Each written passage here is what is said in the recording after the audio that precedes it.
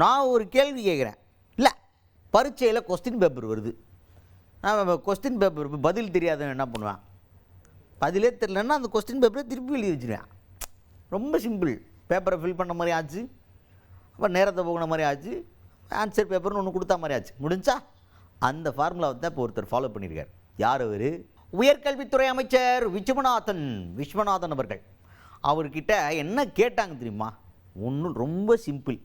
இப்போ நீட் தேர்வு இப்போ தள்ளி போயிடுது, ஏன்னா ஒரு முறைகேடு நடந்துச்சு, மறுபடியும் மறு தேர்வு வச்சுருக்கிறாங்க, அப்போ தள்ளி போகுது, ரிசல்ட்டு தள்ளி போகும். இப்போ இன்ஜினியரிங் கவுன்சிலிங் இருக்குல்ல, அது வந்து தள்ளி போகுமா அப்படின்னு ஒரு கேள்வி கேட்குறாங்க. எவ்வளோ சிம்பிளாக கேட்கணும். இதை வந்து கோர்வையாக கேட்பாங்க. நீட் தேர்வு ஏற்கனவே மோசடினால் மறுதேர்வு நடத்தப்பட்டது, இதனால் தேர்வு முடிவுகள் வர்றதுக்கு தாமதமாகிறதுனால் பொறியியல் கல்லூரிகளில் கவுன்சிலிங் நடப்பது தள்ளி போகுமா அப்படின்னு சொல்லிட்டு இவ்வளோ பெரிய கேள்வி கேட்குறாங்க. இந்த கேள்வியை கேட்டவர் அவர் சொல்லியிருக்கலாம், ஆகும் இல்லை இல்லை டிஸ்கஸ் பண்ணிட்டு சொல்கிறேன், இவ்வளோதான். ஒரு மூணு ஆப்ஷன் தான், ஏபிசி. அதில் ஏதாவது சூஸ் த பெஸ்ட் ஆன்சர்னு கூட போயிருக்கலாம். அப்படிலாம் பண்ணல அவர். ஆரம்பத்துலேருந்து இந்த நீட் தேர்வானது கொஸ்டின் பேப்பர் லீக் ஆனதால் அதில் பெரும் மோசடி நடந்தது. இது முழுக்க ஒன்றிய அரசின் அஜாக்கிரதையினால் நடந்தது. அதனால் மறுதேர்வு வைக்கப்பட்டது. அதன் முடிவுகள் வர தாமதமாகிறது. அதனால் நீங்கள் என்ன கேட்கிறீர்கள் என்றால், இந்த பொறியியல் கல்லூரிகளின் கவுன்சிலிங் தள்ளி போகுமா என்று கேட்கிறீர்கள், அதுதானே அப்படின்னு ஆரம்பிச்சார். சரி, இவ்வளோ தூரம் டீட்டெயிலாக கொஸ்டினே புரிஞ்சுக்கிட்டவர் இவ்வளோ பெரிய பகுதி ஆன்சர் கொடுப்பாருன்னு பார்த்தா, அதை அதிகாரிகளுடன் டிஸ்கஸ் பண்ணிவிட்டு சொல்வோம் அப்படின்னு பதில் சொல்லி முடிச்சிட்டார். புரியுது ஏன்டா இதுக்கு இவ்வளோ நேரம் பேசுகிற அப்படின்னு தானே கேட்குறீங்க. உங்களுக்கே அப்படி இருந்தா ஏதாவது சுருக்கு நறுக்குன்னு இருக்குன்னு சொல்லிட்டு இந்த பைட்டை கேட்டு எங்களுக்கு எப்படி இருந்திருக்கேன் கேளுங்க. நீங்கள் கேட்டே ஆகணும்.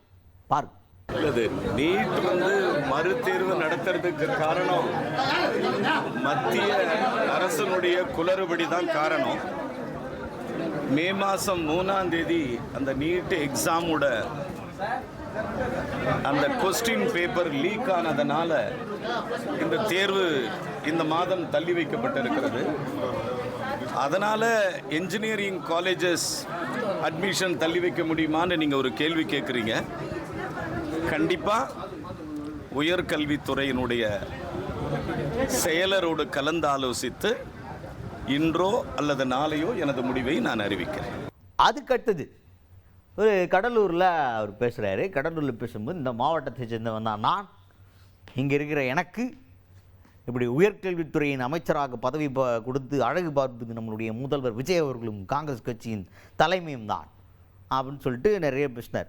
அது ஆக மொத்தத்தில் இந்த துறையை வந்து டிரான்ஸ்பரண்ட்டான ஒரு துறையாக, எந்த ஒரு பிரச்சனையும் எந்த ஒரு இடையூறும் இல்லாத ஒரு துறையாக நான் பார்த்துக்கொள்வதில் கண்ணும் கருத்துமாக இருக்க போகிறேன் மக்களே அப்படின்ற மாதிரி ஒரு பயங்கரமான ஒரு விஷயத்தை சொன்னார் பாருங்க. அது கண்ணை மூடி கேட்கும்போது ஏதோ சர்ச்சு வாசல் இருக்கிற மாதிரியே இருந்துச்சு. ஆனாலும் கண்ணை திறந்து பார்த்தா அமைச்சர் பேசுகிறார். அமைச்சர் பேசுகிறது அது அப்படின்ற மாதிரி இருந்துச்சு. வேணால் நீங்களும் ட்ரை பண்ணி பாருங்கள். ஒரே ஃபன் தான் விஸ்வநாதன் ஐயாவோட ஒரே ஃபன். இந்த கிராமத்தில் பிறந்து இந்த மாவட்டத்தில் பிறந்த எனக்கு உயர்கல்வித்துறையினுடைய அமைச்சராக மாண்புமிகு முதல்வர் அவர்கள் திரு சி. ஜோசப் விஜய் அவர்களும் காங்கிரஸ் கட்சியினுடைய தலைவர் என் அன்பிற்கினிய தலைவர் ராகுல் காந்தி அவர்களும் என்னை நியமித்திருக்கிறார்கள். இந்த துறை ஒரு டிரான்ஸ்பரண்டான துறையாக செயல்படும்.